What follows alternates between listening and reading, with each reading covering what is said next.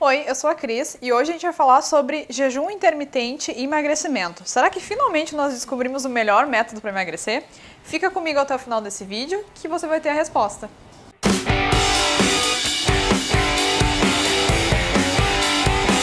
Esse tema foi uma sugestão de uma seguidora no Instagram, que é a minha xará, a Cris. E, para a gente contextualizar um pouquinho, o jejum intermitente, na verdade, ele já era feito há muito tempo pelos nossos ancestrais. Por quê? Porque na época das cavernas, o homem não tinha mercado, não tinha como pedir pizza, né, por telefone, então ele tinha forçadamente que ficar horas, dias, enfim, semanas sem ter o que comer.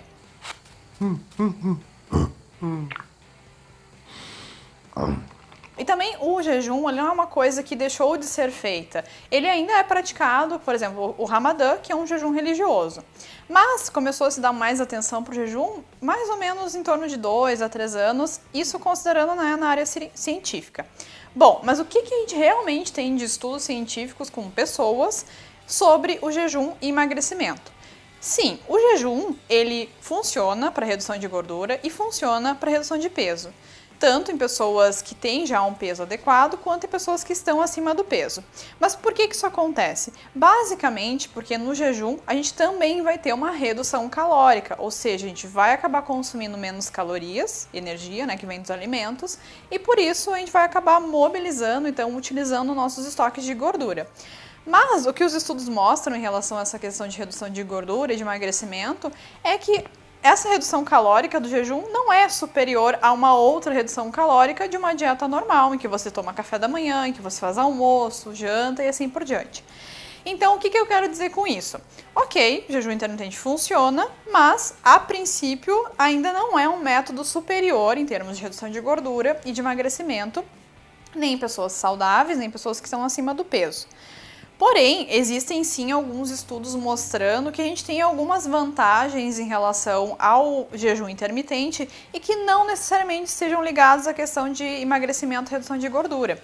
Por exemplo, nos parece que em pessoas tanto saudáveis quanto não saudáveis, a gente tem uma melhora de enzimas relacionadas ao metabolismo de gordura e que isso a longo prazo pode ser um fator tanto de prevenção de doenças do coração, como também um fator de prevenção para doenças como diabetes. Porém, essas coisas em seres humanos ainda são muito recentes, então a gente ainda não pode ter uma conclusão sobre isso, um posicionamento oficial. O que a gente sabe é que em ratos isso funciona muito bem, porém a gente também não pode extrapolar coisas que são feitas em ratos com pessoas. Então, o que eu digo? Ok, jejum sim, pode ser uma opção, mas não necessariamente agora seja o método inovador que vai fazer com que todo mundo emagreça e seja saudável. Outra consideração muito importante é que não necessariamente o jejum intermitente seja uma estratégia adequada para todas as pessoas. Exemplo, a gente jamais vai utilizar jejum intermitente em uma pessoa que tem compulsão alimentar, porque isso pode fazer com que ela simplesmente tenha mais episódios de compulsão, ou seja, que ela reduza, né, o seu controle sobre a alimentação. Então a gente tem que ficar de olho também em quem a gente está falando para fazer jejum intermitente. Eu vou te perguntar sobre o aeróbico em jejum. Ele funciona, ele é eficaz, ele é perigoso?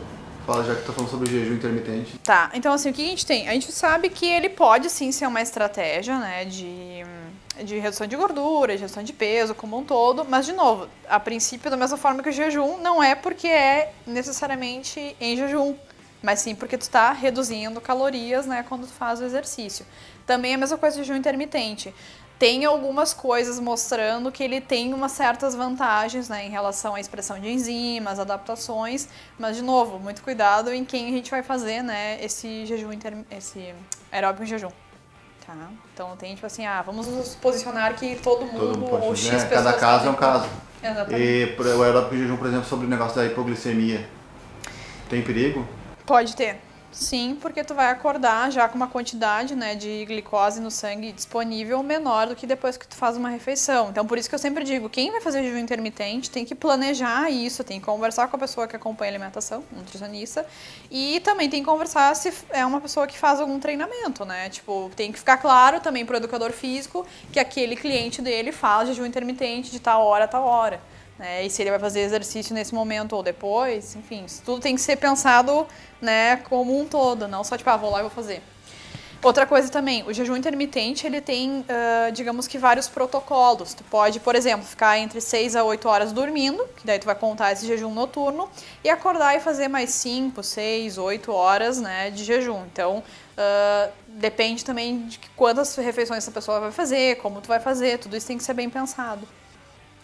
Então, existem várias formas, né, de fazer. No padrão, normalmente são 14 horas. Tipo, a pessoa dorme 6 a 8 e daí complementa essas horas que faltaram, né, acordada sem consumir nenhum alimento. Eu espero que vocês tenham gostado desse vídeo. Deixem o seu like aqui, se inscrevam no canal e compartilhem esse vídeo nas redes sociais. Até a próxima!